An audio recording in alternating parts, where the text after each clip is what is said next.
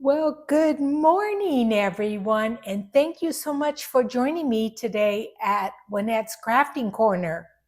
What? Juanette's Crafting Corner?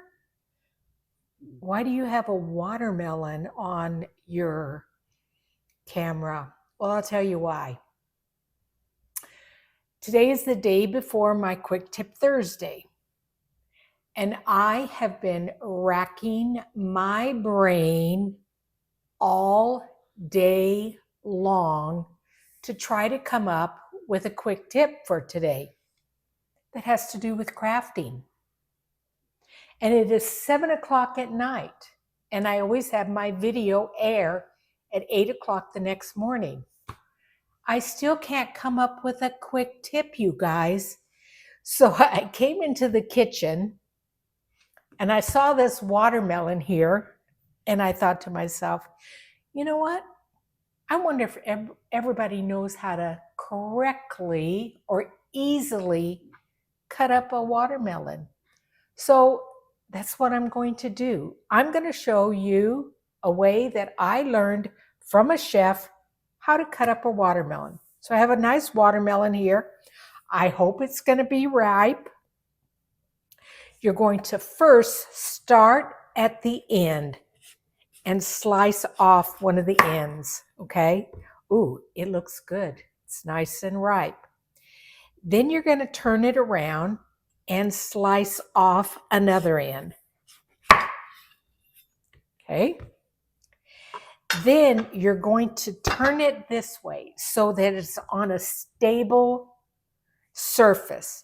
You're going to take your knife and you're going to start slicing down the side. Now, I didn't go enough here, so I realized I got to go a little bit deeper.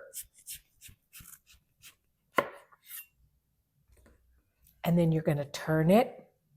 And you see where that white part is? You're just going to run your knife around there,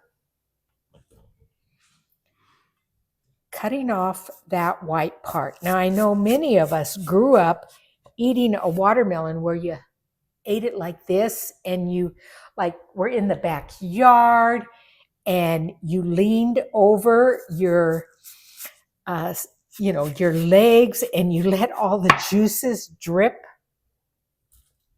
in between your legs while you ate your watermelon.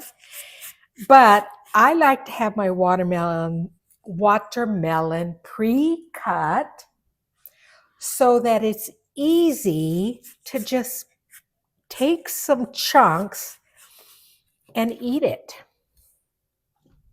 So this is how to cut up a watermelon so that all you have is just the watermelon itself. And we're at the end. Okay. Now, as I turn it over this way, I didn't quite get all of that white off, so I just come around this way and slice it up. I just sharpened this knife, so I have to be very careful because it is really sharp.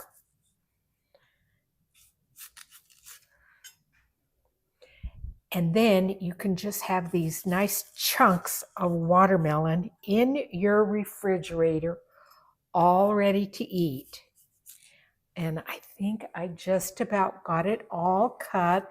I've got a little bit here. Now, if this was a seeded watermelon, if you sliced it down this way, you could just take a spoon and pull all those seeds out. But it's a seedless watermelon. And do you see how beautiful? This is a good watermelon. I can tell. I'm just going to have a little bite. Sorry, you guys. I just have to taste it. Yes, that's a good watermelon. So then I just cut it into chunks and slip it in a bowl. And it's ready for my son and I to eat. Now, let me ask you guys this, and I want you guys to answer me.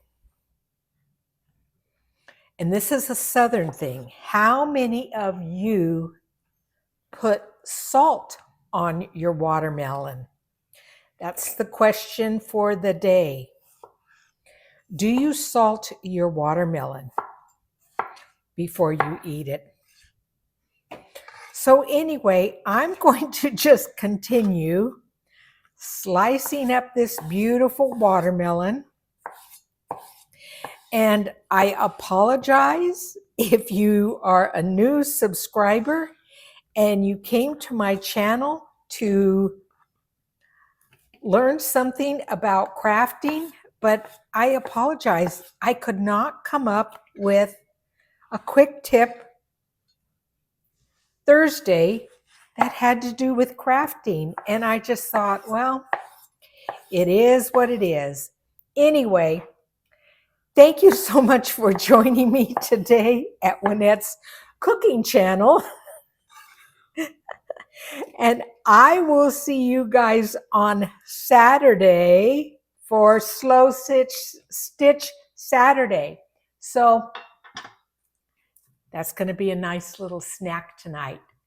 Thanks so much. I'll talk to you guys later. Bye-bye.